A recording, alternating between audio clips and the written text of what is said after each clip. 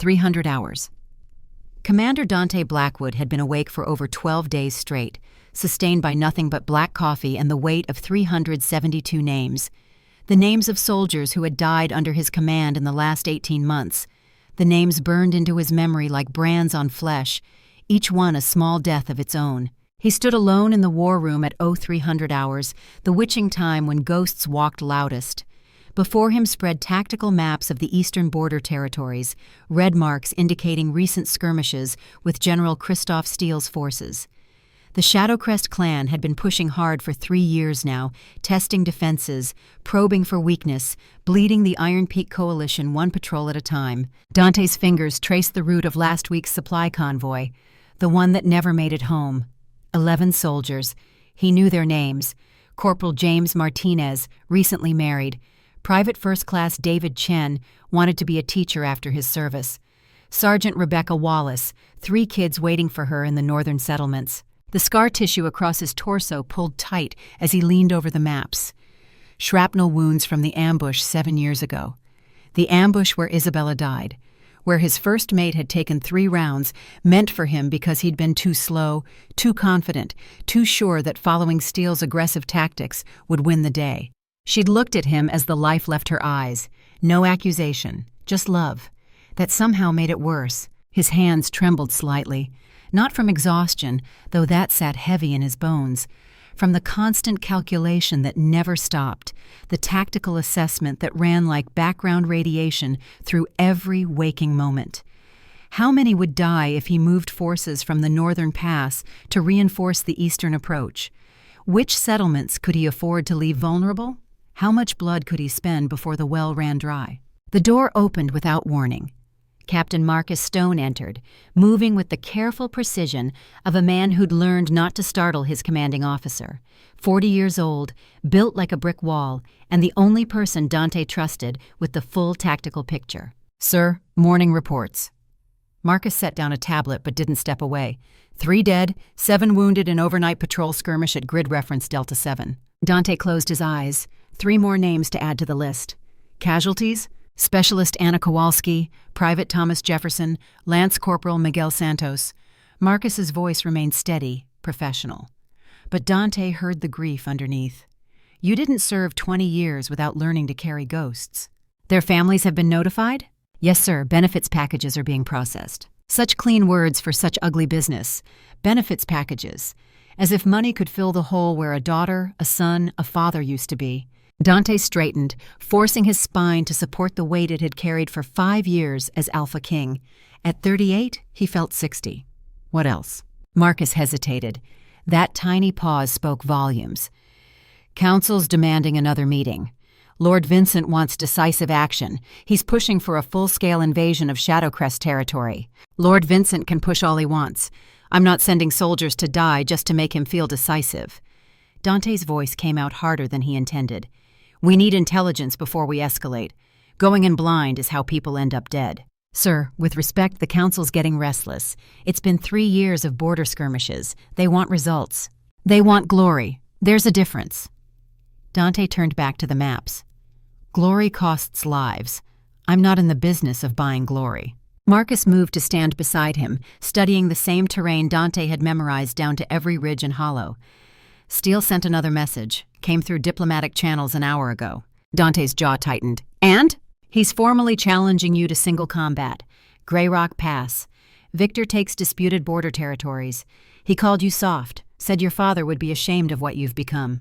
The words hit exactly where Steele intended. His father had been Steele's contemporary, cut from the same cloth. Aggressive, dominant, believing that strength meant never backing down, never showing mercy, never questioning whether violence was always the answer. His father had died at 53, burned out and bitter, leaving Dante a kingdom built on fear rather than loyalty. He's baiting me, Dante kept his voice level. Wants me in the open where he can control the engagement. Yes, sir, but refusing makes you look weak to the Council. Vincent's already spreading rumors that you're scared to face Steele. Dante laughed, sharp and bitter. I've faced Steele a dozen times, killed more of his soldiers than I care to count. Fear's got nothing to do with it. He paused, then added quietly, I'm just tired of killing. Marcus said nothing. What could he say? They both knew the truth. Command meant killing. Leading meant sending others to die. That was the job. You either carried that weight or you broke under it. Schedule the council meeting for 0900 hours. Dante straightened his shoulders, feeling every old wound pull and ache. I'll deal with Vincent's political theater. Meanwhile, I need you to run a security audit. Sir? Someone's feeding Steele intelligence. He knew about that supply convoy. Knew the route, the timing, the security detail. We've got a mole. Marcus's expression went cold and professional. I'll start with the usual suspects. Communications staff, logistics coordinators, anyone with access to movement schedules. Expand it, check everyone, including council members. That's going to ruffle feathers. Let them ruffle. I'd rather have angry politicians than dead soldiers. Dante rubbed his eyes, exhaustion finally catching up. Dismissed, Captain. Get some sleep. At least one of us should be functional. Marcus didn't move. When's the last time you slept, Commander? I'll sleep when the war's over. Isabella wouldn't want you destroying yourself like this. The name landed like a punch. Dante's hands clenched into fists before he forced them to relax. Isabella's dead. What she wants doesn't matter anymore. Sir, I served with her for 5 years. I know she'd tell you that taking care of yourself isn't weakness, it's tactical necessity. A commander who doesn't sleep makes mistakes. Mistakes cost lives. Dante wanted to argue, wanted to snap that he was fine, that he had everything under control. But Marcus was right. Sleep deprivation degraded decision-making. He'd seen it happen to others. Pride goeth before the fall, and all that. 4 hours, he conceded. I'll take 4 hours after the council meeting. Sir, you need 8. 4, that's the offer. Take it or I go back to the maps. Marcus sighed but nodded. He knew his commander well enough to recognize an immovable position. 4 hours. I'll have medical standing by with sleep aids if needed. I don't need drugs to sleep. I need fewer nightmares. Don't we all, sir? Don't we all? After Marcus left, Dante stood alone in the war room for another 20 minutes, not reviewing maps, just standing, existing in the quiet space between one crisis and the next. He wondered sometimes what his life might have looked like if he'd been born in peacetime. If he'd never had to learn the calculus of acceptable casualties, if he could have been just a man, not a commander, not a king, not a walking memorial to everyone who died under his watch. But peacetime was a fantasy. There was always another war, another enemy, another young soldier learning that glory was just a pretty word for blood and mud and screaming. The scar on his throat itched, knife wound from hand-to-hand combat during the winter campaign. The enemy Alpha had been fast, skilled, desperate. Dante had killed him anyway. Added another name to the list of people he'd sent to graves. He touched the scar absently, tracing the raised tissue from collarbone to jaw. Isabella used to kiss that scar. Used to tell him it made him look dangerous and beautiful at the same time. 7 years. 7 years and he still reached for her in his sleep. Still woke up expecting to find her beside him. Still felt the phantom weight of her absence like a missing limb. The mate bond had died with her. That's what everyone said. When your mate died, the bond severed, leaving you hollow but free to eventually bond again if fate provided. Dante had never felt free, just hollow. He forced himself to leave the war room. Walking through palace corridors in the pre-dawn darkness, nodding to guards who snapped to attention as he passed, they looked at him with respect, some with admiration, a few with pity. He hated the pity most. The palace was built like a fortress because it was a fortress. Thick stone walls, narrow windows, strategic choke points. His ancestors had designed it to withstand siege warfare. Sometimes Dante felt like he was under siege even in peacetime, trapped by duty, surrounded by expectations, defending ground he could never afford to lose. He ended up in the kitchens without quite meaning to. The staff was already awake, preparing breakfast for the early shift guards and council members who kept vampire hours. The head cook, a woman named Margaret, who'd been feeding the palace for 30 years, took one look at him and pointed at a stool. "Sit, eat, you look like death warmed over, Commander." Dante almost smiled. Margaret was one of the few people in the palace who treated him like a human instead of a rank. "Just coffee, Margaret. Coffee and food. I won't have you collapsing in my kitchen. Bad for morale." She set a plate in front of him. Eggs, toast, something that might have been sausage, but could have been anything in the dim light. Dante stared at it, his stomach rebelling at the thought of food. But Margaret stood there with her arms crossed, waiting. And he'd learned long ago that arguing with her was like arguing with a wall. The wall always won. He ate, mechanically, without tasting, fuel for a machine that needed to keep running. That's when he noticed her. The servant girl refilling water pitchers at the far end of the kitchen, white hair pulled back in a practical braid, gray eyes that flicked toward him once, catalogued his presence, then returned to her work. She moved like smoke, silent and fluid, there and not there at the same time. Dante's tactical mind engaged automatically. He'd seen her before, lots of times, always in the background, always working, never drawing attention. How long had she been in the palace? Years, probably. And he'd never really looked at her until now. Why now? She finished with his pitchers and moved to collect empty plates from the prep stations. Her movements were efficient, economical, no wasted motion, the kind of efficiency you learned from hard experience, not training. Something about her nagged at his awareness, a detail out of place, but exhaustion made his thoughts slow, sticky. He couldn't quite pin down what bothered him. She glanced his way again, just a flicker. And in that moment, Dante saw something in her eyes that he recognized, the same watchfulness he saw in soldiers who'd survived combat, the constant assessment of exits and threats and angles of attack. This woman was a survivor. The thought lodged in his mind like a splinter. What was a survivor doing working as a palace servant? What had she survived? Margaret cleared his plate.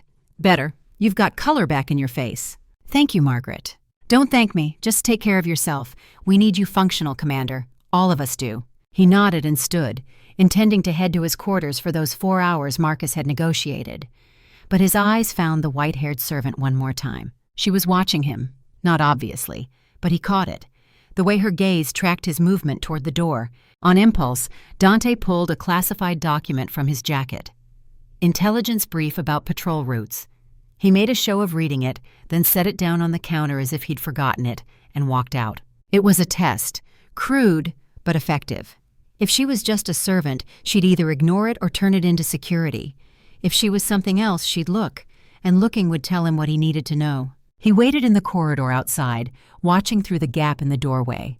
The woman finished her current task, wiped down a counter, collected her supplies, moved toward the door where the document lay. Her eyes fell on it. Dante saw the moment of recognition, saw her hand twitch toward it, then stop. She looked around, making sure no one was watching, and Dante saw her eyes scan the document, not reading it, memorizing it. Her gaze moved in a pattern he recognized from his own intelligence training.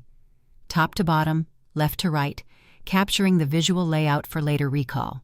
Then she turned and walked away, leaving the document exactly where Dante had left it. Photographic memory, perfect operational security, either the best spy he'd ever seen or a servant with capabilities far beyond her station. Dante retrieved the document and returned to his quarters, his mind working through the implications.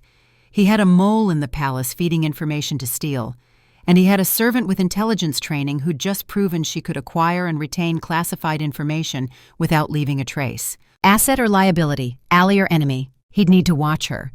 Have Marcus run a background check, find out who she was and why someone with her skills was scrubbing floors and filling water pitchers. But as he finally lay down in his bed, staring at the ceiling in the gray pre-dawn light, Dante realized something else. For the first time in 7 years, he was curious about another person, actually interested in something beyond tactical maps and casualty reports. It felt strange, almost like being alive again. He closed his eyes and tried to sleep. The nightmares came anyway, the way they always did. Isabella dying in his arms, the soldiers he'd failed, the faces of people he'd killed. But somewhere in the background, behind the familiar horror, was a pair of gray eyes and white hair like winter frost. And for reasons he couldn't explain, that image made the nightmares just slightly more bearable. Aria Winters had survived the first 12 years of her life by being invisible, the next 10 by being even more invisible, and the last 3 by perfecting invisibility into an art form. She moved through this palace like a ghost, there but not there, seen but not noticed. It was a survival skill she'd learned young, when being noticed meant being dead. The memory lived in her bones. 12 years old, hiding in a hollow log while rogues tore her parents apart. She'd made herself small, made herself silent, made herself nothing. And the rogues had passed her by, following the scent of blood instead of the terrified child who'd stopped breathing to avoid detection. That night she'd learned the most important lesson of her life. Being seen is being dead. So she'd spent the next decade teaching herself to disappear. At first, it was pure survival instinct. Later, as she grew into her Omega nature, she realized she had something special, something rare, gray wolf genetics. The ability to suppress her scent completely, to move without disturbing the air, to exist in a room without triggering anyone's predator awareness. Most wolves had some ability to mask their scent. It was basic biology, useful for hunting and hiding. But Aria could go completely blank. 0 scent signature, 0 presence. She could stand 3 feet from an alpha and register as nothing more than furniture. It had kept her alive as a rogue, alone, unprotected, Omega in a world that saw unmated Omegas as prey or property. She drifted through territories like smoke, never staying long enough to be noticed, always moving towards some undefined destination. 3 years ago, exhausted and starving, she'd stumbled into Iron Peak Coalition territory. The palace guards had found her collapsed at the gates. Instead of killing her or selling her, they'd taken her to the palace physician. The head of staff, an older woman named Helena, had offered her a position. Room, board, safety, in exchange for service. No questions asked about her past. Aria had accepted. Not because she trusted them, but because the palace was a fortress. Stone walls and armed guards and enough security that no rogue pack could reach her here. For 3 years, she'd worked, cleaned, served, stayed invisible, and slowly, cautiously, allowed herself to believe she might be safe. But safety was an illusion. She knew that now, because the commander had noticed her. Aria's hands shook as she returned to the servant quarters after her kitchen shift. She'd felt his eyes on her, felt the weight of his attention like a physical thing. He'd left that document deliberately, testing her, watching to see what she'd do, and she'd failed the test, or passed it. She wasn't sure which was worse. She should have ignored it, should have walked past without a glance. But old habits died hard.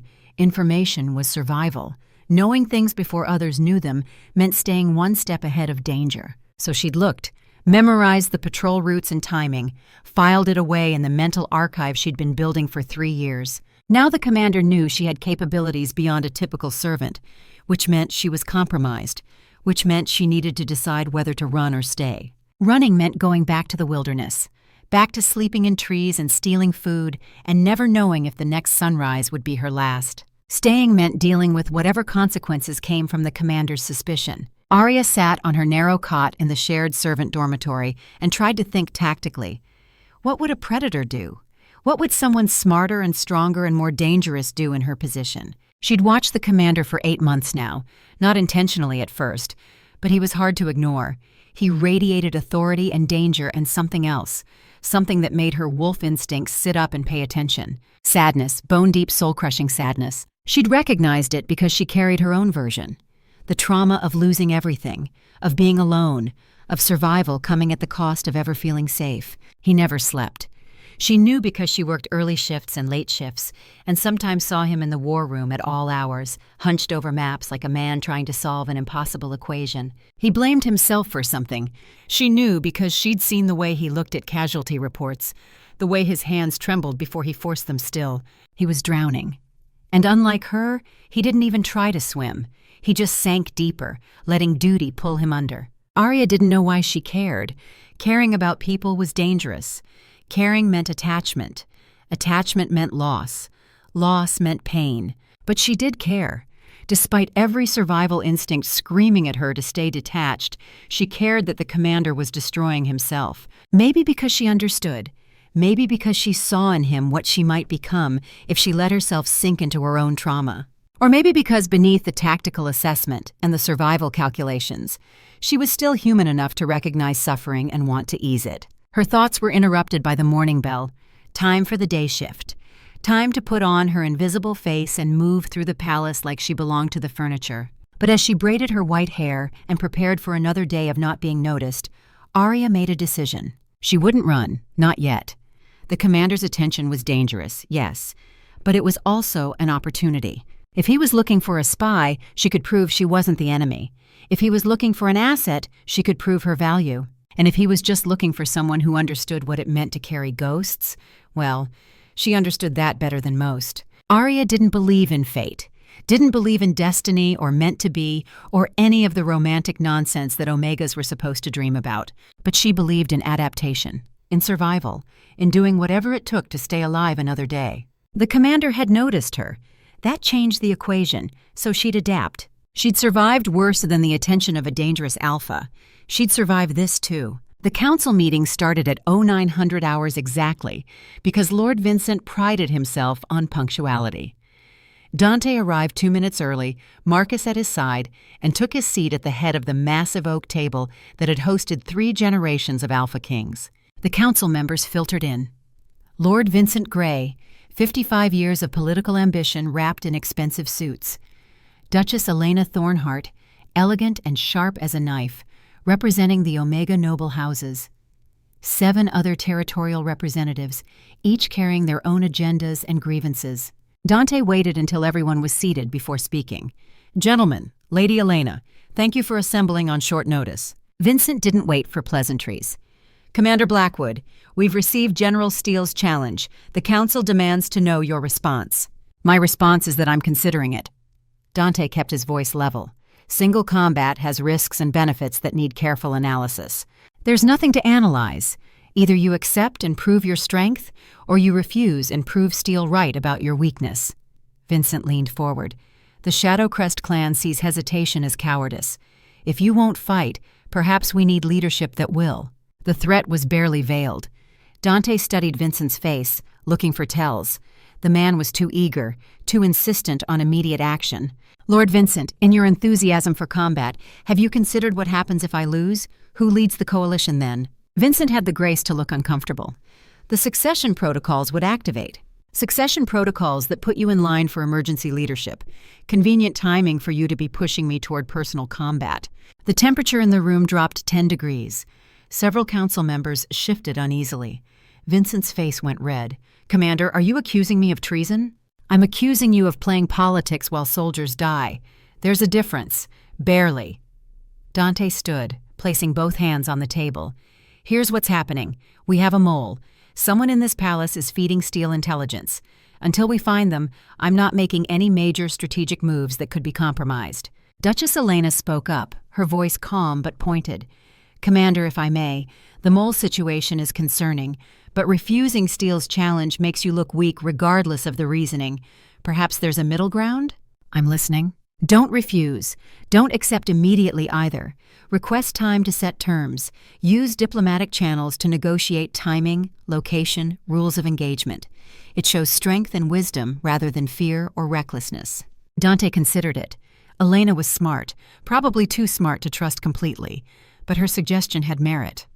"How much time?" "However long you need to root out the traitor and prepare properly. Steele can wait. Let him think you're being cautious. It'll make him overconfident when you finally face him." It was sound, tactical advice. Dante nodded slowly. "The council will draft a formal response. We accept the challenge in principle. Terms and timing to be negotiated through proper diplomatic channels. No rushed decisions." Vincent looked like he wanted to argue, but the other council members were nodding. Elena had given them a face-saving compromise. Accept the challenge, but delay the execution. "All in favor?" Dante asked. 8 hands rose. Only Vincent and Lord Gregor abstained. "Motion carries." Dante made note of the dissenters. Worth investigating why they wanted immediate combat. "Dismissed. Marcus and I have security matters to address." After the council dispersed, Dante remained seated as they filed out. Vincent lingered, clearly wanting to say something, but Marcus's presence deterred him. Once they were alone, Marcus spoke quietly. "Gregor's the one to watch. Vincent's too obvious. But Gregor's been quiet. That's suspicious." "Agreed. Put surveillance on both of them. Discreet." Dante rubbed his face. "And Marcus, about the servant, the one I tested this morning." "Aria Winters, I've started the background check. Should have preliminary results by evening." "Accelerate it. I want to know who she is and why she has intelligence training before I approach her again." "You're going to approach her?" "She's either an asset or a threat. Either way, I need to know which." Dante stood. "I'm taking those 4 hours now. Wake me if anything urgent develops." "Yes, sir." Dante retreated to his quarters. The exhaustion was catching up, making his thoughts fuzzy. He needed sleep if he was going to make sound tactical decisions. But as he lay down, his mind kept returning to gray eyes and white hair, to the way she'd memorized that document with practiced efficiency, to the survivor's wariness he'd recognized in her posture. Who was Aria Winters, and why did thinking about her make him feel something besides the constant weight of duty? Sleep claimed him eventually. The nightmares came, but they were different this time. Isabella was there, but she wasn't dying. She was standing beside someone else, someone with white hair and gray eyes. And Isabella was smiling, approving. Dante woke 4 hours later feeling worse than when he'd laid down. The dream lingered, leaving him unsettled. Isabella approving of another woman felt like betrayal, even in dreams. He forced himself up, showered, changed into fresh uniform, returned to the war room where Marcus waited with reports. Background on Aria Winters. Marcus handed over a tablet. It's thin, very thin. Dante scanned the information. Born in the Northern Territories. Parents died when she was 12. No pack affiliation listed on her palace application. Hired 3 years ago by Helena as general service staff.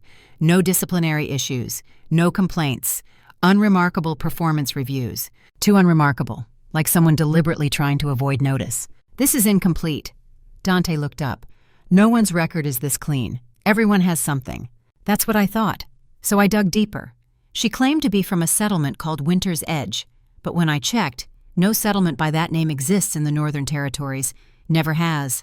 She gave a false background. Yes, sir, and she's been lying about it for 3 years. Dante processed this. A servant with photographic memory, intelligence training, and a fabricated background. Working in the palace for 3 years, invisible, gathering information. Either the world's best spy or the world's most desperate survivor. He needed to talk to her, directly, find out which one she was. Bring her in, tonight, conference room 3, private, no guards. Marcus raised an eyebrow. Sir, is that wise? If she is a spy, confronting her alone could be dangerous. If she wanted to kill me, she's had 3 years of opportunities. I don't think assassination is her goal. Dante met Marcus's eyes. I think she's exactly what she appears to be. A survivor trying to stay invisible. But I need to be sure. Yes, sir, I'll arrange it. That evening, as the palace settled into its nighttime rhythms, Dante waited in conference room 3. Small, secure, neutral territory. The door opened. Aria Winters entered, her expression carefully blank. But he saw the tension in her shoulders, the way her eyes cataloged exits and potential weapons. She was scared, but trying not to show it. Sit down, Miss Winters. She sat, kept her hands visible on the table, kept her posture relaxed but ready to move. Survival instincts refusing to fully quiet. You know why you're here? You want to know if I'm a spy. The directness seemed to surprise him. Are you? No. Then why were you memorizing classified patrol schedules this morning? Aria met his eyes. Decision point. Lie or truth. Safety or risk. She chose risk. Because information is survival. I've spent 12 years learning that the more you know, the better your chances of staying alive. Old habits. You're a rogue. Yes. How long? Since I was 12. My parents were killed in territorial disputes. I've been alone since then. Something flickered in his expression. Understanding, maybe, or recognition. 10 years alone as an unmated Omega. That's impressive. Most don't last 10 months. Most aren't invisible. Now he looked genuinely curious. Explain. Aria hesitated. This was her biggest secret. The thing that had kept her alive. Revealing it made her vulnerable. But the commander was waiting. And something about the way he looked at her, really looked at her, made her want to be seen. Just this once. By someone who might understand. I have gray wolf genetics. I can suppress my scent completely. Move without being noticed. It's rare, but it kept me alive. The commander leaned back, processing. That's more than rare. That's valuable. Militarily valuable. I'm not a weapon. I'm not suggesting you are. I'm stating a fact. He paused. Why did you come to the palace 3 years ago? I was dying. Starvation, exposure, exhaustion. Your guards found me. Helena offered sanctuary. I took it. And you've been gathering intelligence ever since. I've been surviving. There's a difference. They stared at each other across the table. 2 survivors recognizing the trauma in each other. 2 people who'd learned that trust was a luxury and survival was the only currency that mattered. Finally, the commander spoke. Someone in this palace is selling information to General Steele. Information that's getting soldiers killed. I need to find them before more people die. And you think it's me? I think you have the capability.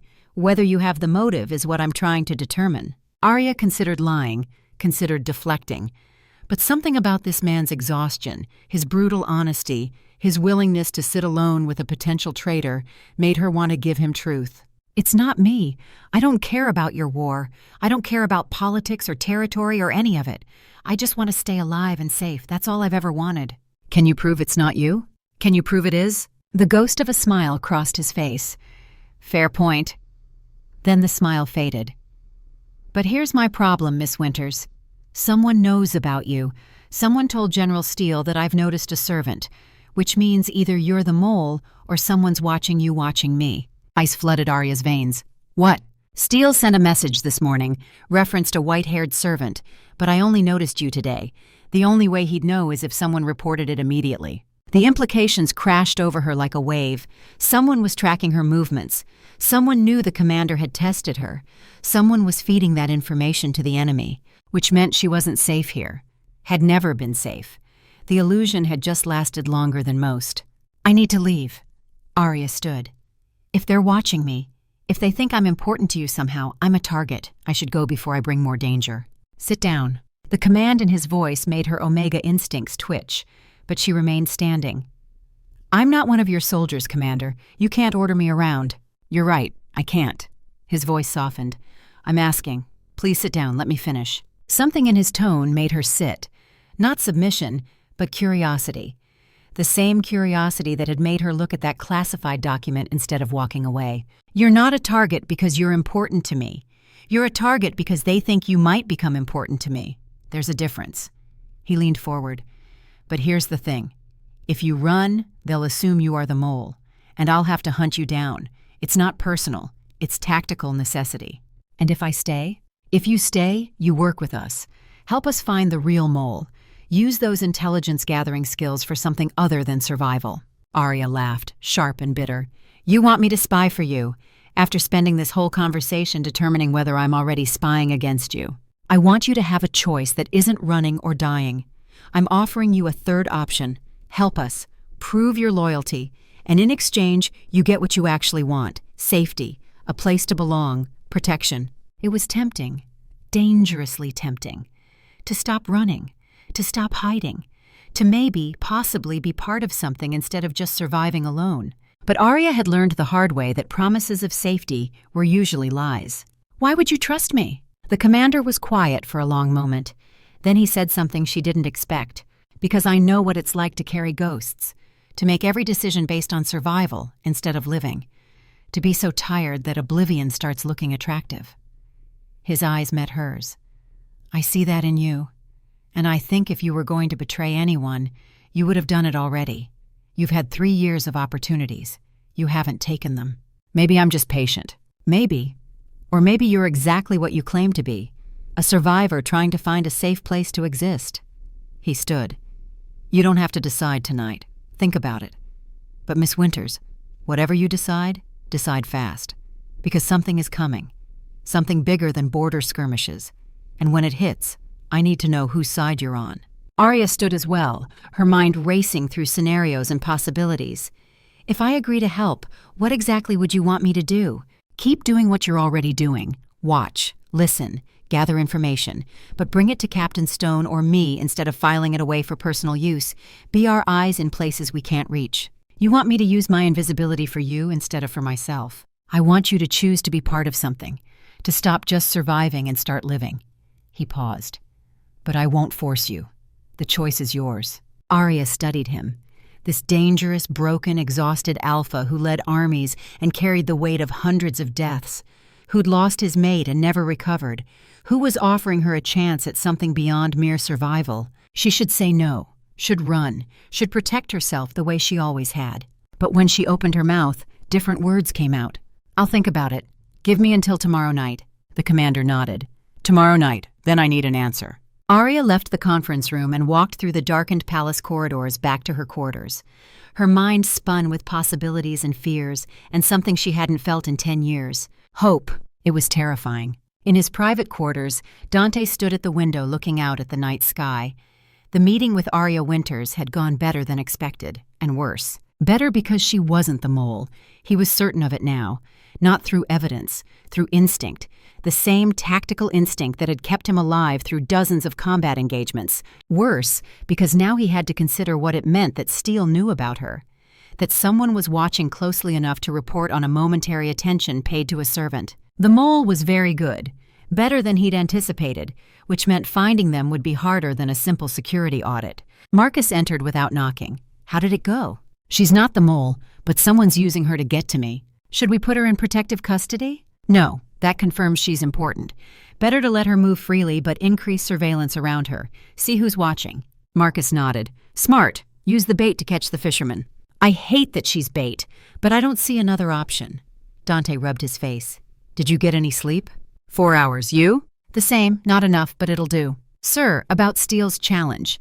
If we're negotiating terms, we should start thinking about strategy. He's not going to fight fair. No. He'll have traps, contingencies, ways to cheat without being obvious. Dante turned from the window. We need to anticipate them, plan counters, and we need intelligence on what he's actually planning. If Miss Winters agrees to help, she could be valuable for that. If she agrees. Dante felt the weight of uncertainty. She spent 10 years trusting no one. Asking her to trust us is asking for a fundamental shift in how she sees the world. You made a good argument. The choice between running forever and having a place to belong. Most people would choose belonging.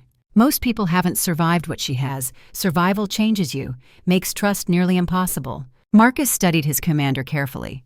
You're speaking from experience. Isabella's death taught me that trust is dangerous. Love is dangerous. Caring about people means they can be used against you. Dante's voice was flat. Aria Winters learned the same lesson at 12 years old. We're both damaged in the same way. Maybe that's why you understand each other. Or maybe it's why we'll never really trust each other. Two broken people can recognize each other's damage. Doesn't mean they can fix it. Marcus was quiet for a moment. Then he said, Permission to speak freely, sir? Always. You've been dying slowly for 7 years, guilt and duty grinding you down. I've watched it happen. Watched you become a ghost in your own life. Marcus met Dante's eyes. This woman, whoever she is, made you curious again, made you feel something besides exhaustion and grief. Don't throw that away because you're scared of being hurt. Dante wanted to argue, wanted to say it wasn't about fear. But Marcus was right. He was terrified. Terrified of caring about someone and losing them. Terrified of failing another person who trusted him. Get some sleep, Marcus. I'll try to do the same. After Marcus left, Dante lay down in his bed, closed his eyes, tried to quiet his mind. Sleep came eventually, and with it, the nightmares.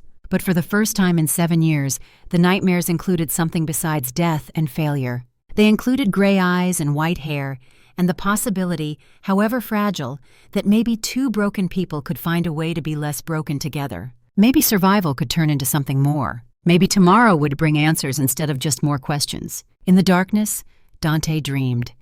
And in the servant quarters, Aria lay awake, staring at the ceiling, thinking about choices and consequences and whether she was brave enough to stop running. Dawn would come soon, and with it, decisions that would change everything. But for now, in the quiet hours before morning, two survivors existed in the space between one life and the next, between who they'd been and who they might become. The palace slept around them, unaware that the threads of fate were pulling tighter, that forces were moving in the darkness, that the game Steele was playing had stakes far higher than anyone realized. And in the eastern mountains, General Christoph Steele smiled as he received another intelligence report. Everything was proceeding exactly as planned. The commander had noticed the servant. The servant would be given a choice, and regardless of what she chose, Steele would use it. If she ran, it proved she was guilty, and Dante would be distracted hunting her down. If she stayed and helped, she'd be close enough to Dante to be used as leverage when the time came. Either way, Steele won. He looked at the photo his asset had provided, the white-haired Omega walking through palace corridors, unassuming, invisible. Perfect. Dante Blackwood was predictable. He protected people. It was his greatest strength and his fatal weakness. Steele had been fighting this war for years, not the border skirmishes, the real war, the war for control of all the territories. And he was winning. Soon, very soon, he'd force Dante into that challenge, and when he did, he'd have every advantage. The student would face the master, and the master would prove once and for all Who was stronger? All Steele needed was patience, and the willingness to sacrifice whatever pieces were necessary to win. The game had begun, and Dante Blackwood had no idea how badly he was already losing. The night passed without sleep. Aria lay in her narrow cot, watching shadows move across the ceiling, thinking about the commander's offer. By the time dawn broke, she still hadn't decided. Safety, belonging, protection, everything she'd never thought she could have. But at what cost? Trust meant vulnerability. Vulnerability meant being seen. Being seen meant targets on her back. She went through her morning duties mechanically, cleaning, serving, invisible as always. But her mind churned through scenarios, calculating risks, trying to find the safe path forward. There wasn't one. Every option carried danger. The palace hummed with its usual rhythms around her, servants preparing breakfast, guards changing shifts, the eternal machinery of a fortress pretending to be a home. She was wiping down tables in the great hall when Captain Marcus found her, just after the midday meal service, earlier than her deadline. "Miss Winters, the commander needs to see you, immediately." Aria's heart sank. Something had happened, something that couldn't wait for her decision. She followed Marcus through the palace, noting how he moved with controlled urgency. Not panic, but definitely concern. They ended up in the war room, where Commander Blackwood stood over a table covered in photographs and documents. He looked up as she entered. His face was carved stone, but his eyes burned with barely controlled fury. "We found 3 surveillance devices in your quarters this morning. Someone's been watching you for at least 6 months, maybe longer." The floor dropped out from under her. 6 months. Someone had been tracking her movements, her routines, her private moments for half a year. Who? Her voice came out steadier than she felt. "We don't know yet. The equipment is sophisticated, military grade, not something you can buy at a market." Dante gestured to the photographs. "But that's not the worst part. Show her, Marcus." Marcus pulled up an image on a tablet.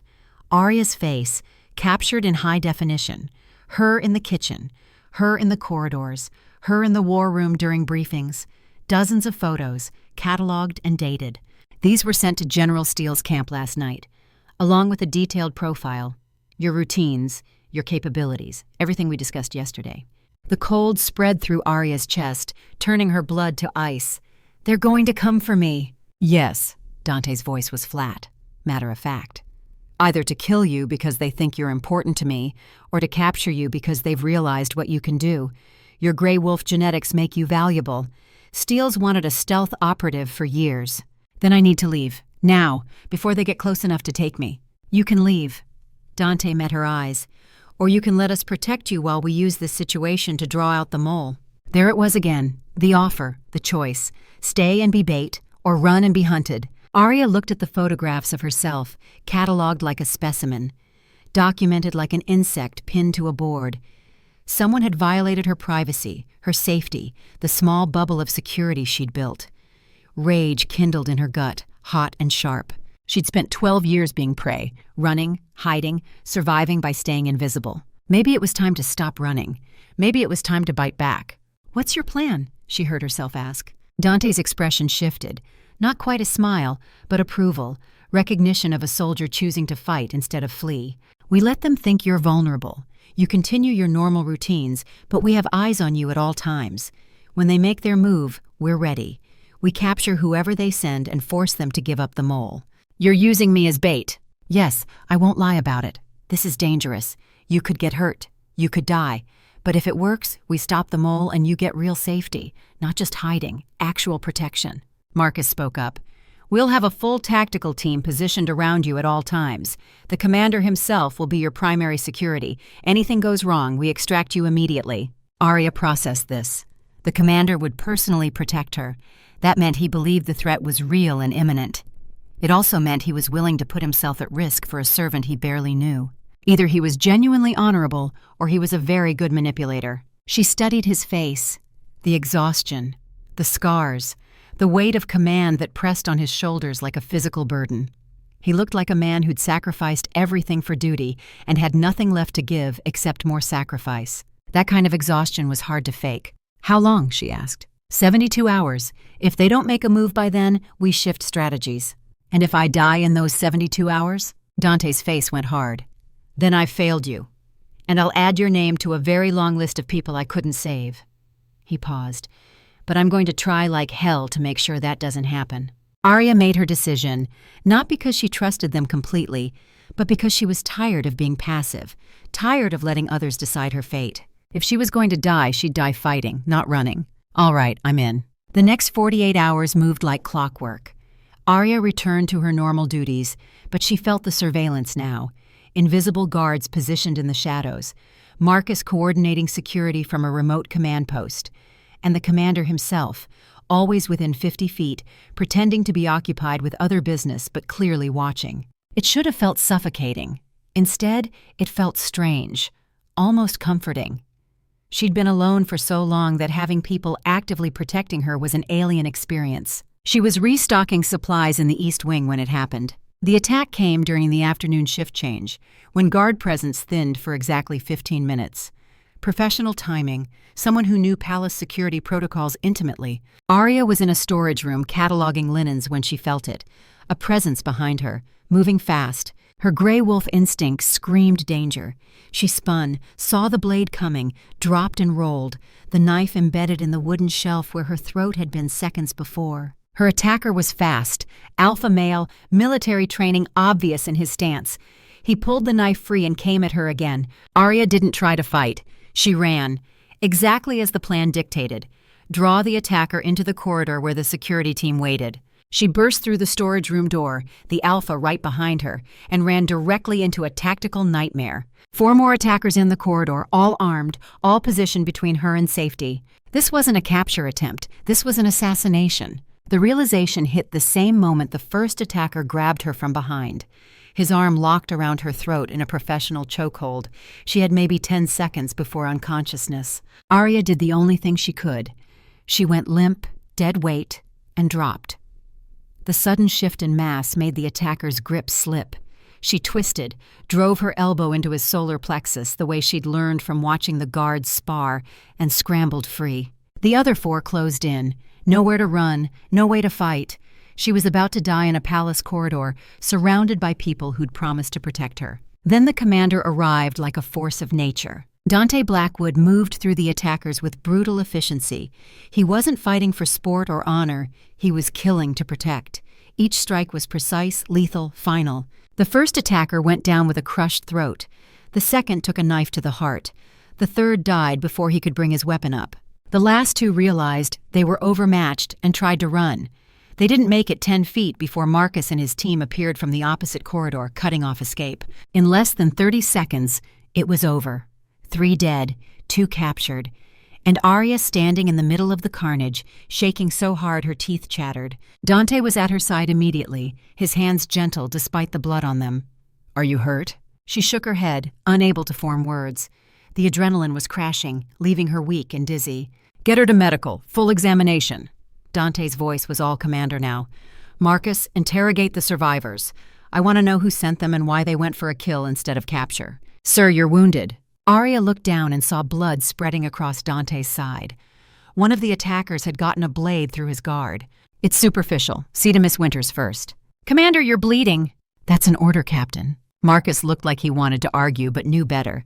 He helped Aria to her feet and guided her toward the medical wing while other guards secured the prisoners and removed the bodies. Aria looked back once and saw the commander standing alone in the corridor, surrounded by the dead, his face carved from granite and exhaustion. He'd killed for her. 3 people dead in seconds because they'd tried to hurt her. The weight of that settled over her like a heavy cloak. This was real. The danger, the protection, all of it. She wasn't alone anymore, and that terrified her almost as much as the attack had.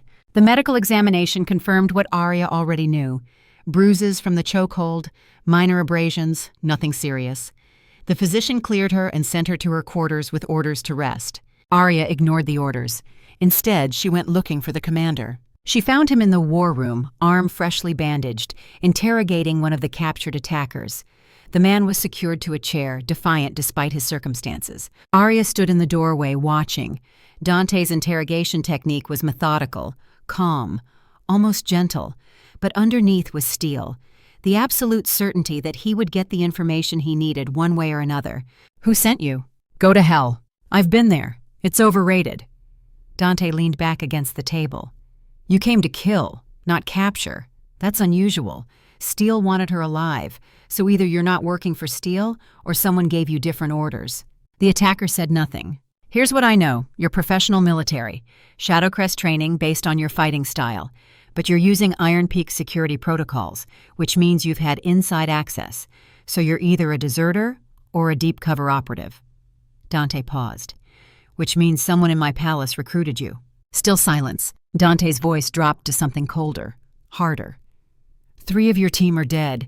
The other one's being interrogated by Captain Stone, who's significantly less patient than I am. First one to talk gets to live. Second one becomes redundant. For the first time, uncertainty flickered across the attacker's face. We were hired through an intermediary. Never met the client directly. Job was simple. Kill the white-haired servant. Make it look like a robbery gone wrong. Who was the intermediary? Don't know. All contact was through encrypted channels. Try again. The attacker hesitated, then seemed to calculate his odds. All I know is the payment came from inside the palace. Someone with access to the royal treasury. Dante went very still. Show me the transaction records. Don't have them, but the other guy might. He handled logistics. Dante straightened and walked to the door, stopping beside Aria. She hadn't realized he knew she was there. You shouldn't be here. I needed to know who wants me dead. Someone with significant resources and inside access. That narrows it down, but not enough. He looked at her, really looked at her. This changes things. They're not trying to use you against me. They're trying to eliminate you, which means you know something or can do something that threatens them. I don't know anything. I'm just a servant. You're a witness. You've been in this palace for 3 years, invisible, watching everything. Maybe you saw something you don't realize is important. Aria's mind raced through 3 years of observations. Meetings she'd overheard, conversations she'd cataloged, people acting suspicious or out of character. Then it hit her. A memory from 8 months ago. Late night. She'd been restocking supplies in the council wing and overheard raised voices from Lord Vincent's office. 2 men arguing. One voice she'd recognized as Vincent. The other was unfamiliar, but the words had stuck with her. The commander's becoming a liability. We need to accelerate the timeline. At the time, she'd assumed it was political maneuvering. Council members were always plotting against each other. But what if it was more than that? I heard something 8 months ago. Lord Vincent meeting with someone late at night. They were talking about you being a liability. Dante's expression went cold and focused. What exactly did they say? Aria recited the conversation from memory, her photographic recall providing perfect detail. As she spoke, she saw understanding dawn in the commander's eyes. 8 months ago was when the first classified patrol routes got leaked, when Steele started hitting our supply convoys with perfect timing. Dante turned to Marcus, who'd entered during the conversation. Vincent's our mole. We don't have proof, sir. Just overheard conversation from 8 months ago. Then we get proof. Marcus, I want full surveillance on Vincent. Communications, movements, contacts, everything. But discreet. If he knows we're watching, he'll go to ground. Sir, there's something else. Marcus looked grim. The other attacker talked. Payment for the hit came from a shell account, but we traced it back. It originated from the royal treasury. Someone with high-level access authorized the funds. How many people have that level of access? 5, you, me, Lord Vincent, Lady Elena, and the chief treasurer. Dante processed this. Elena's too smart to use a traceable account.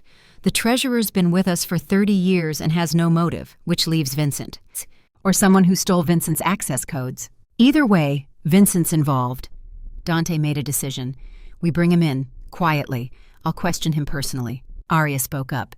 He'll deny everything, and without solid proof, you can't hold him. Both men looked at her. Dante raised an eyebrow. You have a better idea? Use me again, but this time I'll know I'm bait. She took a breath. Vincent thinks I'm dead. The attack happened. Your guards found my body. You're devastated, distracted, vulnerable. Understanding lit Dante's face. And while I'm publicly grieving, Vincent makes his real move. He'll contact Steele directly, report success, coordinate next steps, and when he does, you'll have proof. Marcus whistled low. That's actually brilliant. But it requires Miss Winters to stay hidden for potentially weeks. And if Vincent has other assets in the palace, they might spot her. I can stay invisible, Aria said quietly. It's what I do best. Dante studied her for a long moment. This is more dangerous than the first plan. You'll be completely isolated. If something goes wrong, we might not get to you in time. I know. but it's the best chance to end this, and I'm tired of being prey. Time to hunt back." Something shifted in the commander's expression. Respect, recognition, the acknowledgement of a fellow soldier choosing to stand and fight. "All right, we do this, but we do it my way." He turned to Marcus. "Spread the word. The servant girl was killed in the attack. I want a funeral, public mourning, sell it completely." "Where will she actually be?" "My private quarters. No one enters without my direct authorization. She'll be safest there." Aria's heart stuttered. "Commander, that's not appropriate. The scandal if anyone finds out." "Let them talk. Your life is worth more than propriety." His voice softened slightly. "You'll have your own room. Privacy. But you'll be under the same roof as me. I can protect you better that way." It was logical, tactical, but also deeply intimate. Living in the commander's private quarters meant seeing him outside his professional mask, meant proximity and trust and vulnerability on both sides. Aria should have said no, should have demanded alternative arrangements. But the truth was, she felt safer near him than anywhere else, and that was dangerous for entirely different reasons. "All right, but this is temporary, just until we catch Vincent." "Agreed." Dante turned back to Marcus. "Make the arrangements. I want the funeral within 3 days. And get a message to Steele through our usual channels. Make sure he knows his asset succeeded." The fake funeral happened 3 days later, at sunset. Aria watched from a high window in the commander's quarters as they lowered an empty casket into the palace cemetery. A surprising number of servants attended. People she'd worked alongside for 3 years, looking genuinely sad. She hadn't realized anyone would care if she died. The knowledge sat strange and warm in her chest. Dante stood at the grave, his face carved in grief. He gave a short eulogy praising her service and sacrifice. The performance was flawless. If Aria hadn't known better, she would have believed he actually mourned her. Maybe part of him did. He'd failed to protect her in his mind, added another name to his list, even if the name wasn't actually dead. After the funeral, the palace settled into evening routines. Aria remained in the commander's quarters, feeling like a ghost haunting rooms meant for the living. The space was surprisingly austere, military precision in every detail, bed made with hospital corners, desk organized with perfect symmetry, weapons mounted on walls where other people would hang art. The only personal items were photographs. Aria studied them while waiting for Dante to return.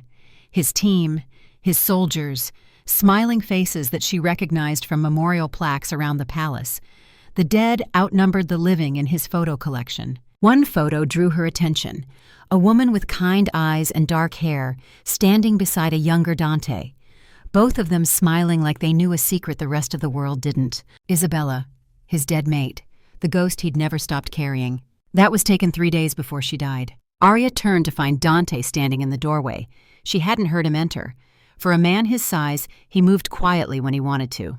"I'm sorry, I shouldn't have been looking at your private things." "It's fine. You're living here temporarily. You have a right to know who you're living with." He crossed to stand beside her, looking at the photo.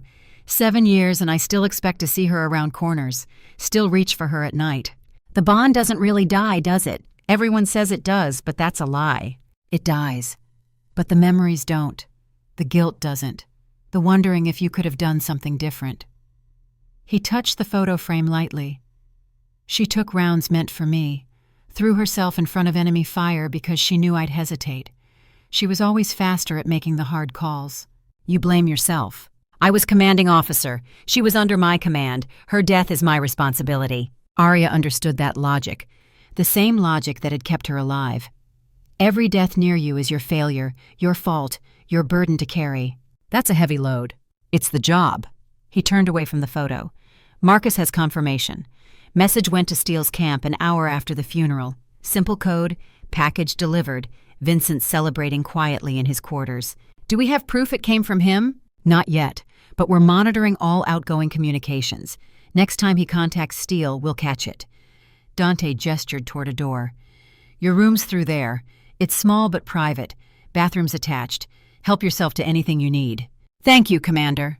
Dante, if you're living in my quarters, you can use my name. It felt strange to think of him as Dante instead of the Commander. Made him human instead of a rank. Made this situation feel less like military operation and more like something dangerously personal. Dante, she tested the name. It fit him. Strong, old-fashioned, carrying weight. What do we do now? We wait. Patience is harder than action, but it's often more effective. He moved toward his desk. I have reports to review. You should rest. The last 3 days have been traumatic. Aria wanted to argue that she was fine, but exhaustion was catching up. The adrenaline from the attack had long since faded, leaving her hollow and shaky. She retreated to the room he'd indicated. It was indeed small, barely more than a closet, but the bed was soft, the space was clean, and for the first time in 3 years, she didn't have to share quarters with a dozen other servants. Privacy, safety, protection, all the things she'd never thought she'd have again. She lay down, intending to just rest her eyes. Sleep took her immediately. The nightmares came like they always did. Her parents dying, the hollow log, the years of running. But this time, the dreams shifted. The attackers in the corridor, blades and blood and the certainty of death. And then Dante's voice cutting through the chaos. "I've got you! I've got you!" She woke gasping, disoriented. The room was dark. She didn't know where she was for a terrifying moment. Then the door opened and Dante stood there, backlit by the light from his office. "Nightmares?" Aria nodded, not trusting her voice. "Want to talk about it?" "Not really." He stood there for a moment, clearly debating whether to push or retreat. Finally, he said, "I'm reviewing tactical maps if you can't sleep. Company might help." It was an offer, not a command. Permission to not be alone with her demons. Aria got up and followed him to the main room. Dante returned to his desk where maps and reports spread like a paper sea. She curled into a chair nearby, watching him work. "Do you ever sleep?" she asked after a while. "Not if I can avoid it. Sleep means dreams. Dreams mean seeing everyone I've failed. That's not sustainable. Neither is command.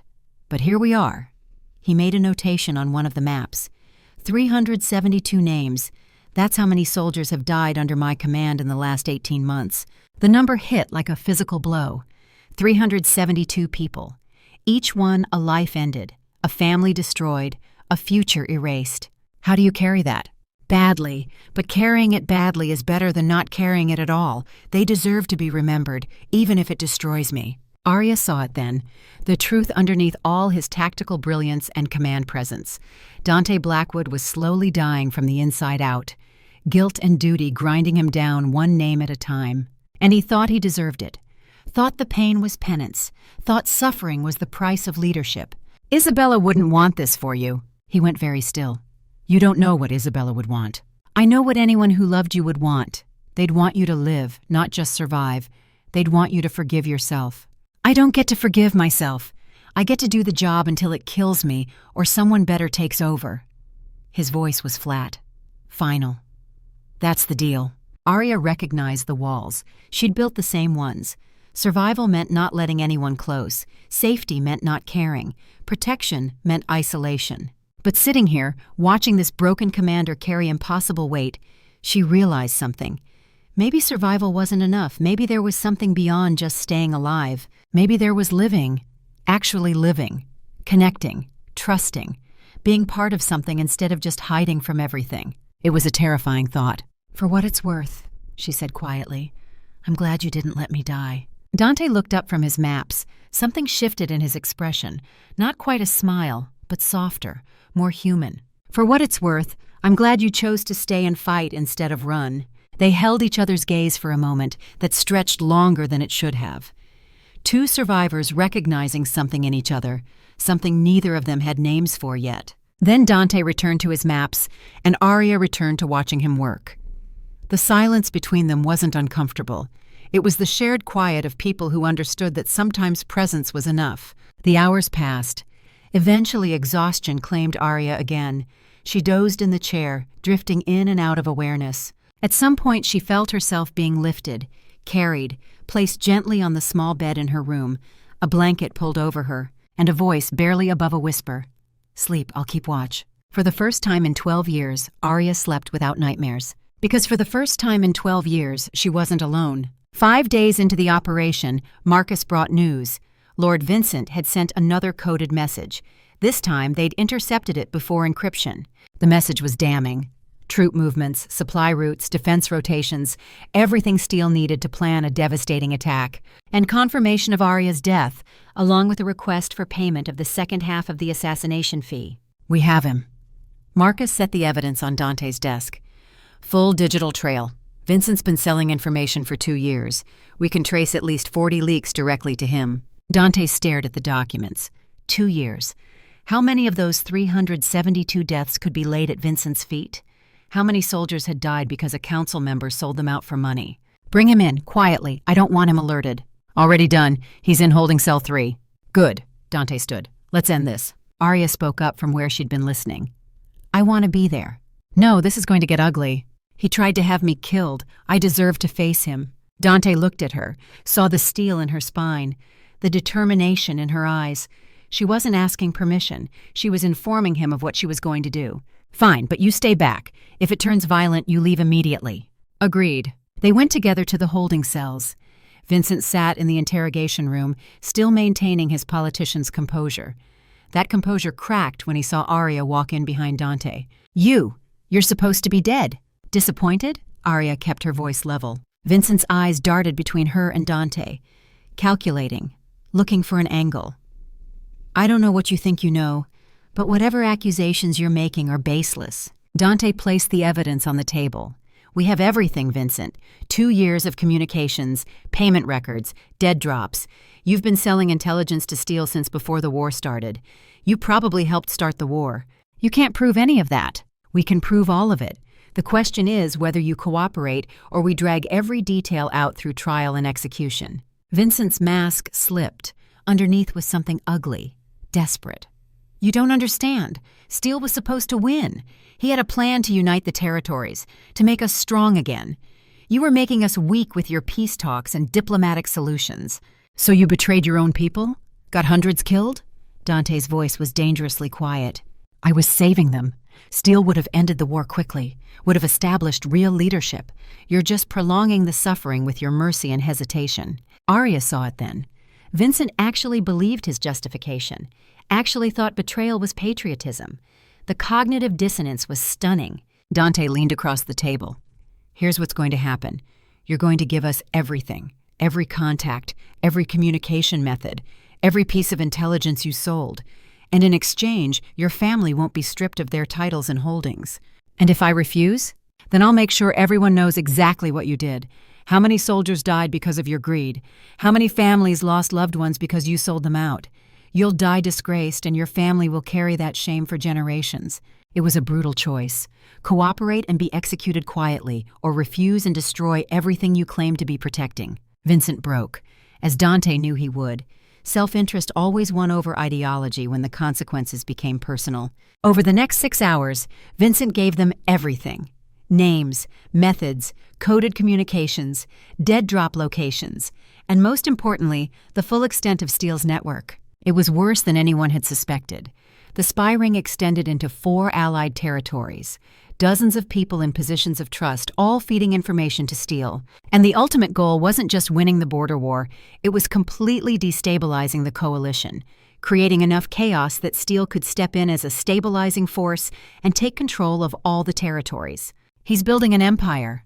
Dante studied the intelligence. And he's been planning this for years. What do we do? Marcus asked. We burn his network down, simultaneously. Every agent, every contact, rounded up at once before they can warn each other. Dante looked at Aria. And we use the one advantage Steele doesn't know we have. What's that? You. You're supposed to be dead. He thinks I'm grieving, distracted, vulnerable. We use that. We let him think his plan is working. And when he makes his move, we're ready. Aria understood what he was offering. The chance to strike back, to be part of something bigger than just survival. What do you need me to do? Dante smiled. It wasn't a nice smile. It was the smile of a predator who'd just spotted prey. I need you to be a ghost, the best ghost you've ever been. The operation took 2 weeks to plan. 2 weeks of Aria living in Dante's quarters, learning advanced intelligence craft from Marcus, studying Steele's patterns, preparing for the role she'd play. 2 weeks of proximity to the commander, of late-night strategy sessions, of slowly lowering walls both of them had maintained for years. Aria learned that Dante liked his coffee black and too hot, that he had a scar for every major battle he'd fought, that he played chess against himself when he couldn't sleep, that he still set 2 places at his private dinner table before catching himself and removing the second setting. Dante learned that Aria had perfect recall for anything she'd seen or heard, that she could pick any lock in under 30 seconds, that she sang quietly when she thought she was alone, that she flinched at sudden noises, but never at intentional ones. They learned each other, slowly, carefully, two damaged people discovering that maybe damaged hearts could find their rhythm together. The attraction was impossible to ignore, but neither acted on it. Too complicated, too dangerous, too many ways it could go wrong. But it was there, in the way Dante's eyes followed her across a room, in the way Aria's heart rate jumped when he stood too close, in the careful distance they maintained because getting closer felt like standing at a cliff's edge. On the 13th night, Aria woke to sounds from Dante's room. Not screams. Worse, the quiet gasping of someone drowning in nightmares but too disciplined to cry out. She should have stayed in her room, should have let him fight his demons alone. Instead, she opened his door. Dante was tangled in sheets, sweat-soaked, trembling. His eyes were closed, but she could see the rapid eye movement, deep in nightmare territory. "Dante," she said his name quietly. No response. She touched his shoulder. He moved faster than thought, hand locking around her wrist in an iron grip, eyes snapping open wild and unfocused. For a second she thought he'd hurt her. Then recognition flooded in, and he released her like she'd burned him. "Gods, Aria, I'm sorry. I didn't mean to. I was dreaming. I thought you were—" He couldn't finish the sentence. "It's okay. You didn't hurt me." He sat up, scrubbing his face with both hands. "You shouldn't be here. I could have hurt you badly." "But you didn't. You recognized me." She sat on the edge of his bed, maintaining careful distance. "What were you dreaming about?" "Isabella, the ambush, the usual." His voice was rough, raw. 7 years and it never gets better. I see her die every time I close my eyes.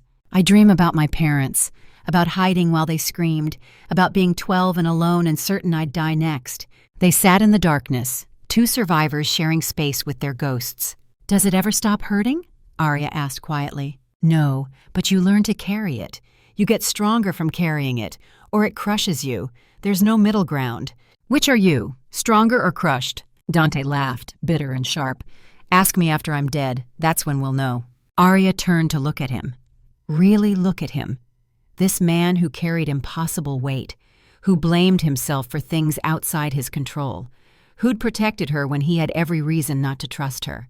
"You're not going to die," she said firmly. "Not if I have anything to say about it." "That's not your decision to make." "Neither is yours. You don't get to sacrifice yourself just because you think you deserve punishment." Her voice hardened. "Isabella died protecting you because she wanted you to live. Dying now would make her sacrifice meaningless." It was brutal honesty, the kind that hurt because it was true. Dante flinched like she'd struck him.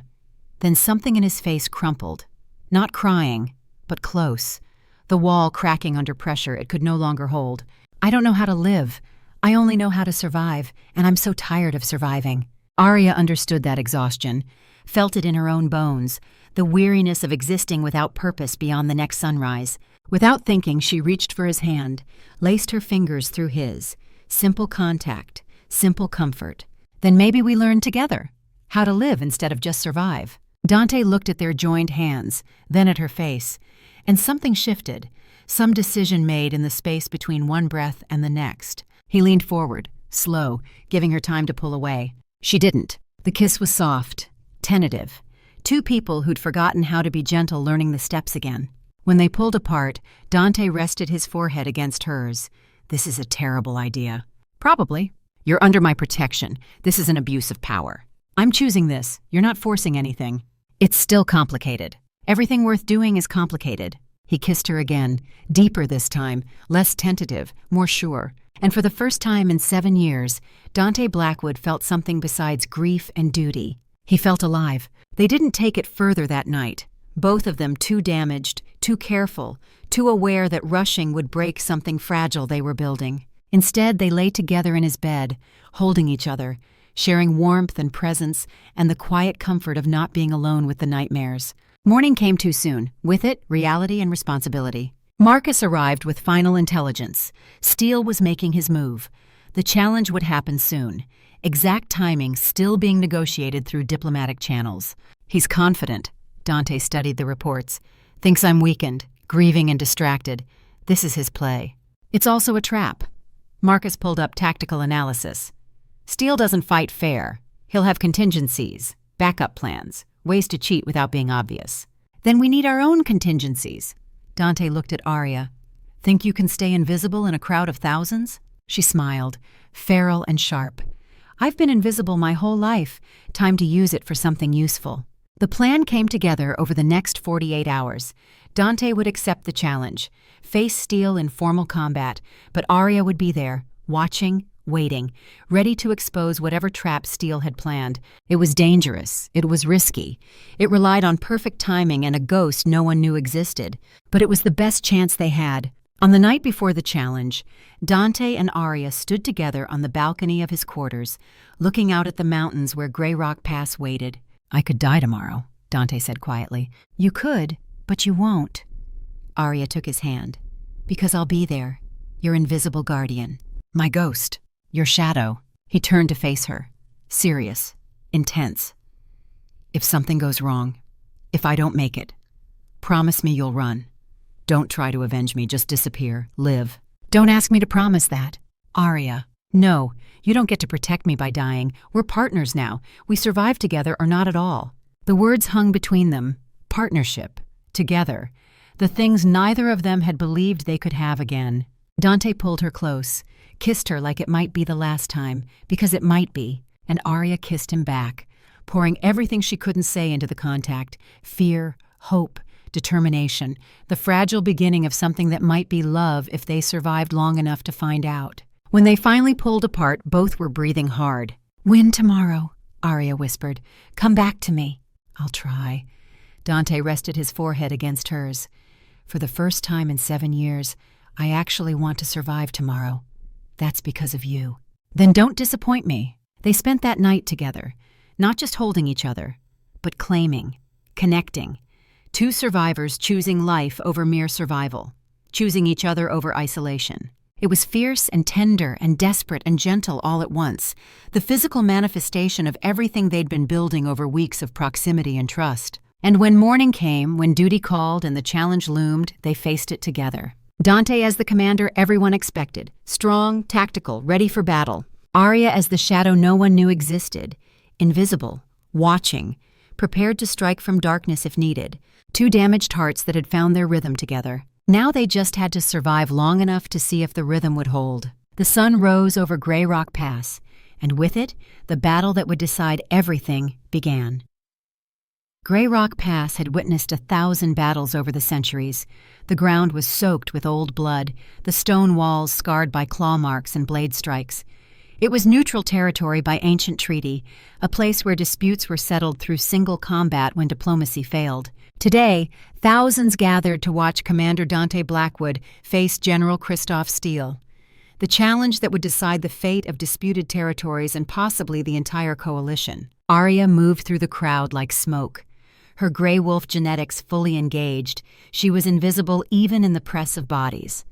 Servants setting up observation platforms, guards maintaining security perimeters, nobles in their finest clothes treating the death match like entertainment. She wore servant garb borrowed from the palace stores, plain, forgettable, the kind of outfit that made people's eyes slide past without registering. Perfect camouflage. Her mission was simple: observe, watch for Steel's inevitable trap, and when it revealed itself, expose it before Dante died. Marcus had positioned 20 of his best soldiers throughout the crowd. All of them knew to watch for Aria's signal, a red scarf raised above her head. That would trigger immediate intervention. But intervention meant revealing that Dante had anticipated treachery. It would humiliate Steel, but also invalidate the challenge. The disputed territories would remain contested. The war would continue. Ideally, Dante would win fairly. Steel would be defeated with honor, and the coalition would be strengthened. But Aria had learned long ago that ideal outcomes were fantasies. Reality was messy, brutal, complicated. She found a position near the combat circle, close enough to see details, far enough to avoid notice, and waited. Dante arrived exactly at noon. He wore minimal armor, leather vest over bare chest, showing the constellation of scars that mapped his combat history, weapons belt with 2 knives and a short sword. His hair pulled back to keep it from his eyes. He looked like what he was, a warrior who'd survived countless battles through skill and will. The crowd cheered. Dante was popular with common wolves. He'd fought beside them, bled with them, never asked them to do anything he wouldn't do himself. Steele arrived moments later, older than Dante by 7 years, bigger, heavily muscled from a lifetime of combat. He wore full tactical armor, every piece designed for maximum protection and intimidation. The contrast was deliberate. Steele wanted to look invincible, wanted Dante to seem outmatched. Aria studied Steele carefully, looking for tells, for the subtle signs of deception she'd learned to recognize during her years of survival. His confidence was too perfect, too assured. He wasn't worried about this fight at all, which meant he knew something Dante didn't. The Arbiter stepped forward, an elder from the neutral territories, tasked with ensuring fair combat. He recited the traditional words, rules of engagement, victory conditions, the binding nature of the outcome. Dante and Steele faced each other across the combat circle, 20 feet of scarred ground that would soon be bloodier.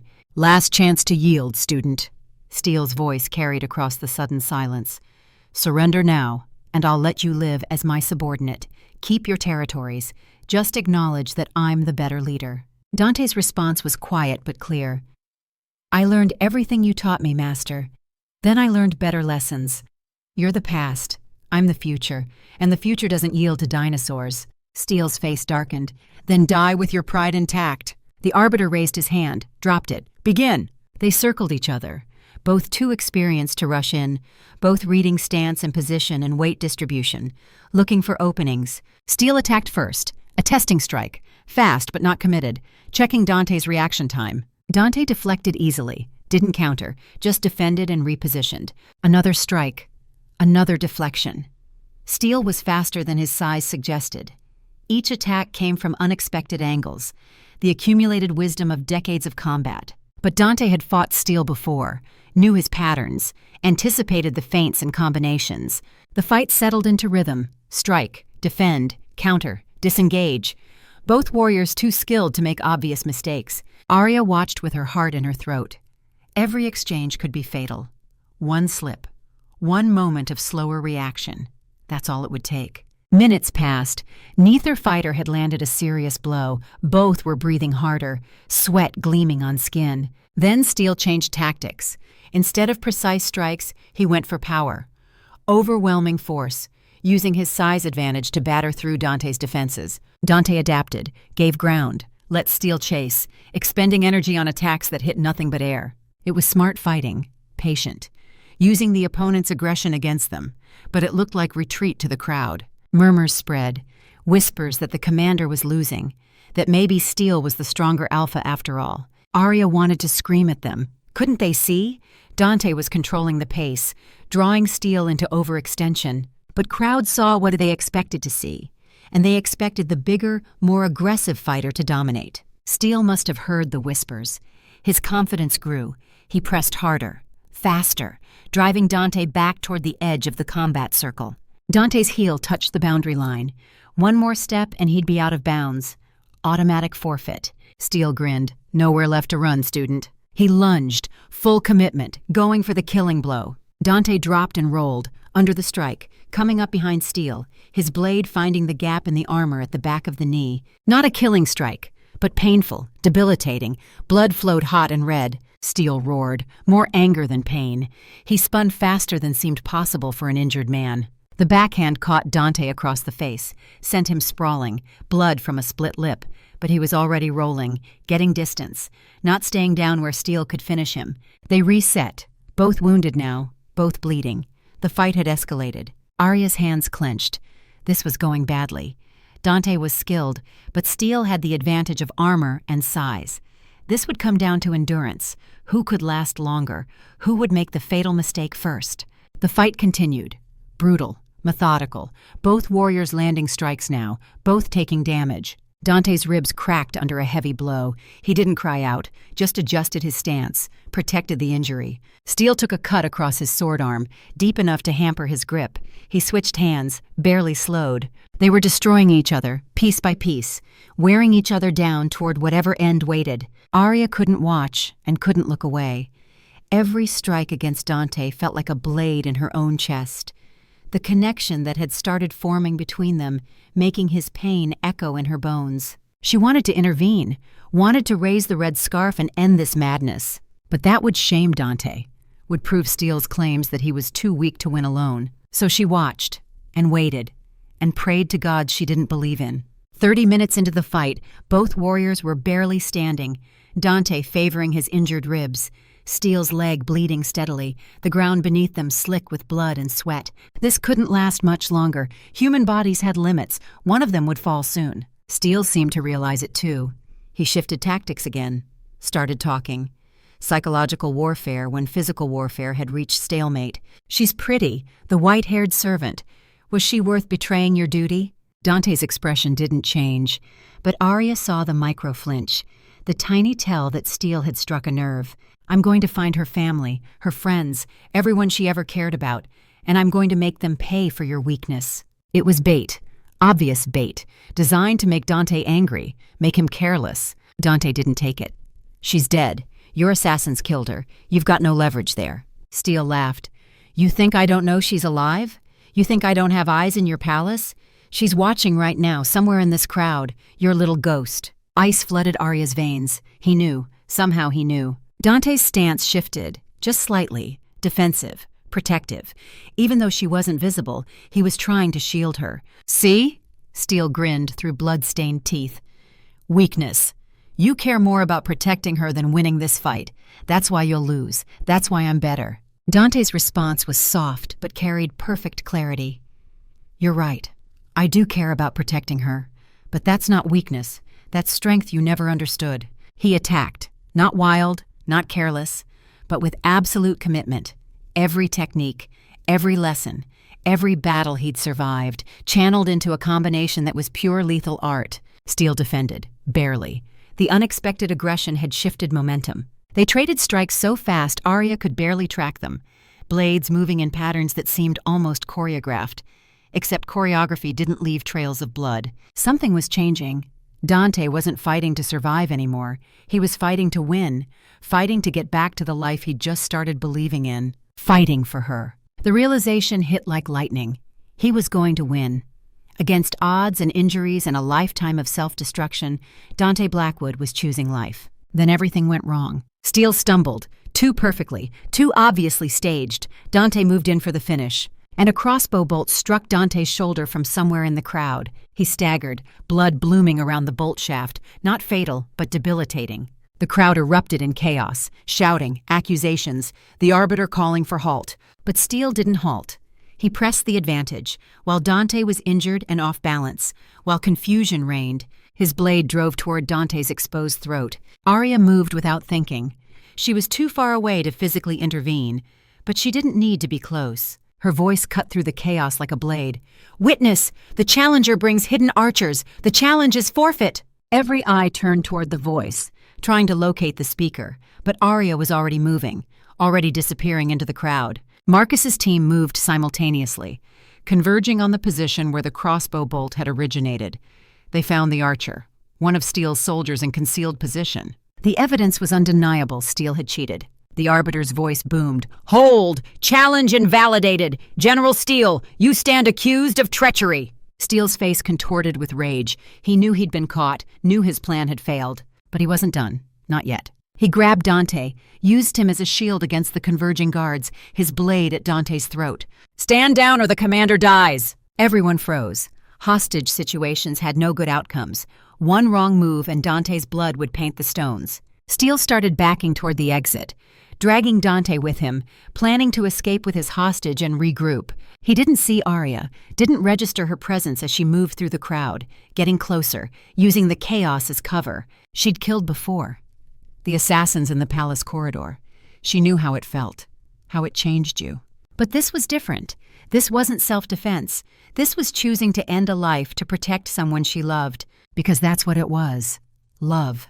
She'd fallen in love with the broken commander who'd taught her to live instead of just survive. Aria reached striking distance. Steele's back was exposed, one precise strike to the brainstem. He'd be dead before he knew she was there. Her hand found the knife Marcus had given her, lightweight, balanced for throwing. She could make this throw, could end Steele and save Dante. But Dante's voice echoed in her memory, teaching her tactics, teaching her strategy, teaching her that the best victories weren't won through killing, but through making killing unnecessary. She shifted her aim.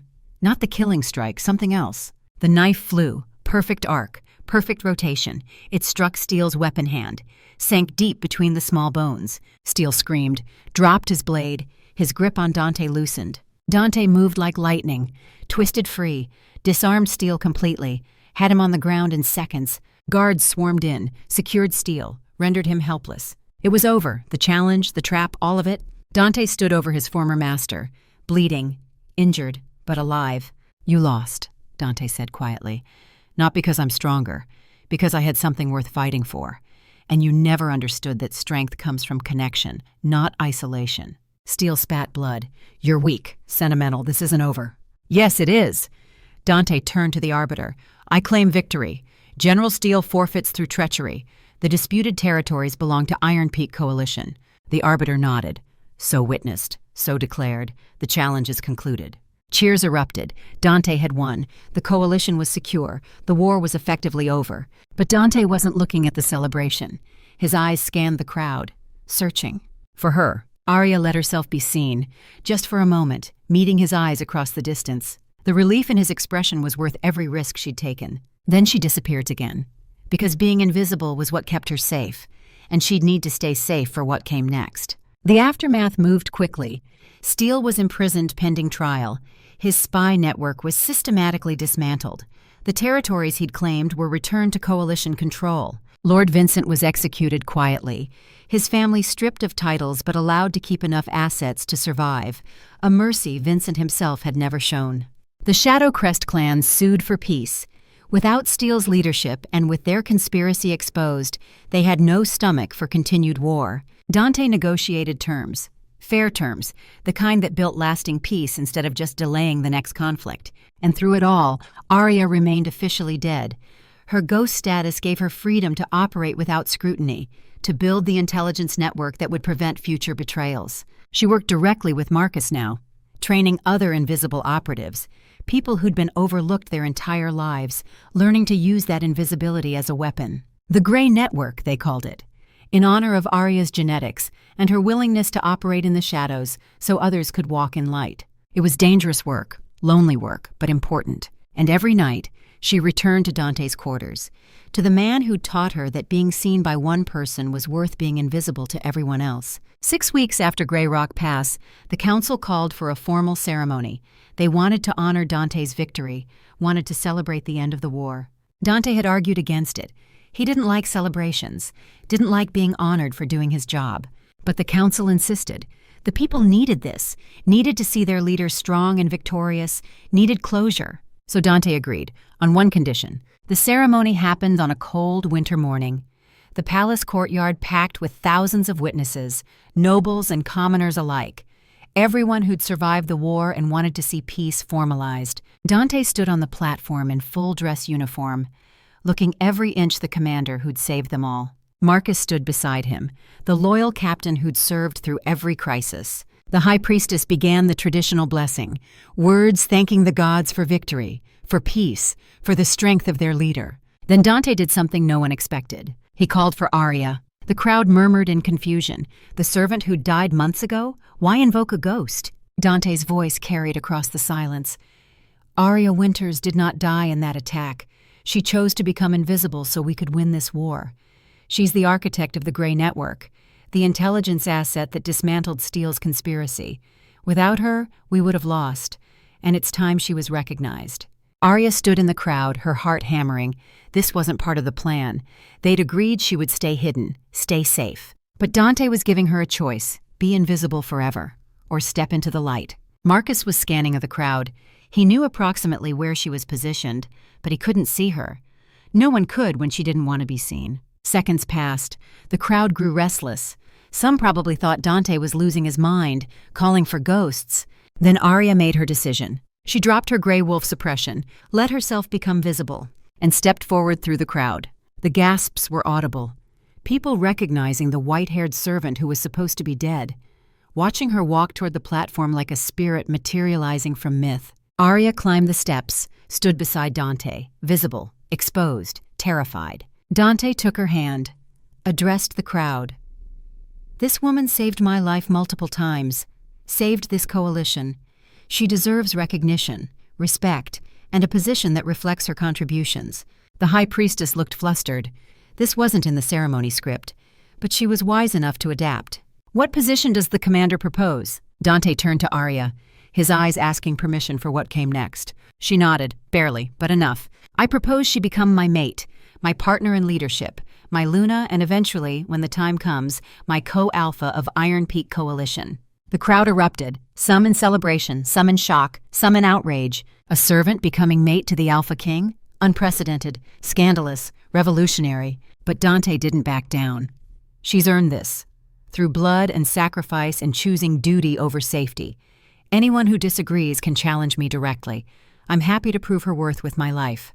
Again. No one challenged, not after watching him defeat Steele, not after seeing the evidence of what Aria had accomplished. The high priestess looked at Aria. Do you accept this honor? Aria's throat was tight. This was everything she'd never thought she could have. Safety, recognition, a place to belong. It was also terrifying.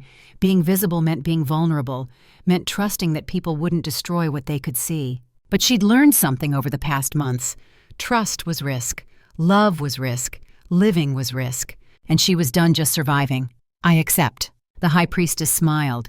Then let it be witnessed. Commander Dante Blackwood and Aria Winters are bonded, mates before gods and witnesses. The formal ceremony was brief, hands clasped, traditional words spoken. The connection that had been forming for months finally sealed with intention and witness. When it was done, when the magic settled, Aria felt it. The bond. Deeper than friendship. More profound than attraction, a joining that would last until death. She looked at Dante, he looked at her, and both smiled. They'd survived, together, and now they'd live, together. The celebration lasted 3 days. Aria endured it with gritted teeth. She hated being the center of attention, hated the scrutiny and questions and political maneuvering. But Dante was beside her, and Marcus. And surprisingly, several council members who'd decided that supporting the new mate was better politics than opposing her. On the third night, after the last feast had ended and the guests had finally gone home, Aria and Dante retreated to their quarters. Their quarters now, not his, theirs. The shift in language mattered. Aria collapsed on the bed with a groan. I hate politics. How do you stand it? I don't. I endure it. Dante sat beside her. But it's part of the job. Leadership means dealing with people you'd rather avoid. I preferred being invisible. You can still be invisible, just not to me. He traced the mate mark on her throat, the bite he'd given her during the ceremony, permanent proof of their bond. Aria shivered at the touch. The bond amplified everything, every sensation, every emotion. Being close to him now felt like standing in sunlight after years of darkness. What happens now? She asked. Now we rebuild. The territories need stabilization. The economy needs recovery. The gray network needs expansion. We have about 1,000 problems and not enough hours to solve them. That sounds exhausting. It is, but we're doing it together. That makes it bearable. They lay together in comfortable silence, two survivors who'd found each other in the darkness, who'd chosen to face the light together. Do you still dream about Isabella? Aria asked quietly. Sometimes, but less often, less painful. Dante's arms tightened around her. She'll always be part of my past. But you're my future, and I'm choosing to live in the future now. I still dream about my parents, about being 12 and alone. I know, I feel it through the bond. He kissed her forehead. But you're not alone anymore, and neither am I. It was such a simple truth, but it changed everything. They made love that night, slow and tender, the physical expression of everything they'd built, trust and partnership, and the fragile beginning of healing. Afterward, wrapped in each other, Aria felt something she'd never experienced before. Peace. Real peace. Not just the absence of danger, but the presence of safety that came from being truly known and truly loved. Thank you, she whispered into the darkness. For what? For seeing me, when I was trying so hard to be invisible. Dante's hand found hers, laced their fingers together. Thank you for teaching me to live, when I'd given up on anything except surviving. They fell asleep like that, connected, bonded, two broken pieces that had found their fit. 5 years passed. 5 years of rebuilding and growing and learning to be partners in every sense. Aria transformed the Gray Network into a formal intelligence agency, preventing conflicts before they started, exposing corruption, protecting the vulnerable. Dante implemented reforms that distributed power more equitably, strengthening alliances, building prosperity, creating the foundation for lasting peace.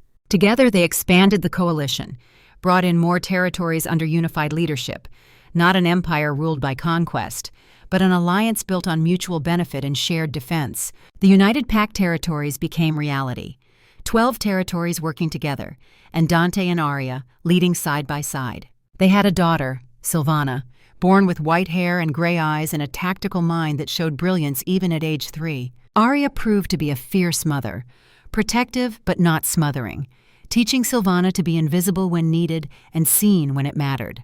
Dante was a gentle father, patient, kind, breaking the cycle of harsh leadership his own father had modeled. On Silvana's 5th birthday, they stood together on the palace balcony, watching their daughter play in the gardens below with Marcus, who'd become her favorite uncle. "We did it," Dante said quietly. "We actually built something that lasts." "We survived," Aria corrected. "Now we're living. Are you happy?" Aria considered the question. 5 years ago, she wouldn't have believed happiness was possible.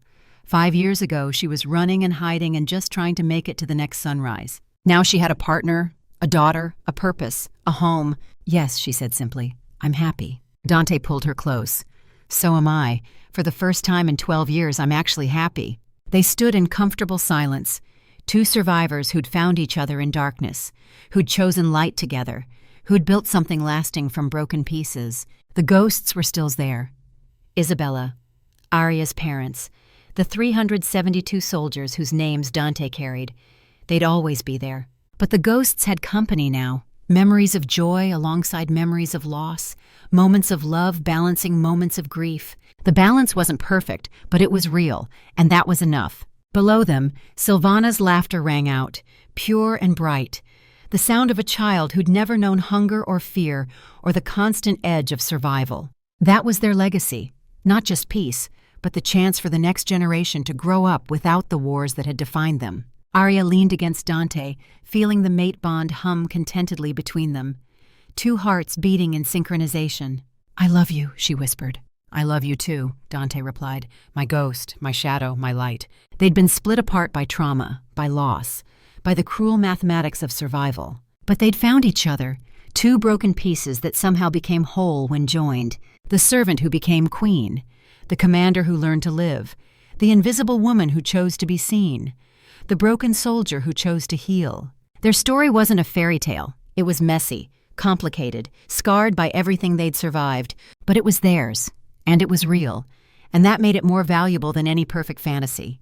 As the sun set over their territories, painting the sky in shades of gold and crimson, Aria made a silent promise to keep fighting for this peace, to keep protecting this family, to keep choosing life over mere survival. Every single day, the Shadow Queen and her commander, ruling not through fear or force, but through the quiet strength of 2 survivors who refused to let trauma define their future. They'd earned their peace, and they'd defend it, together. Whatever came next, they'd face it the way they'd faced everything. Side by side, broken but healing, scarred but strong, 2 ghosts who'd learned to live in the light. The end.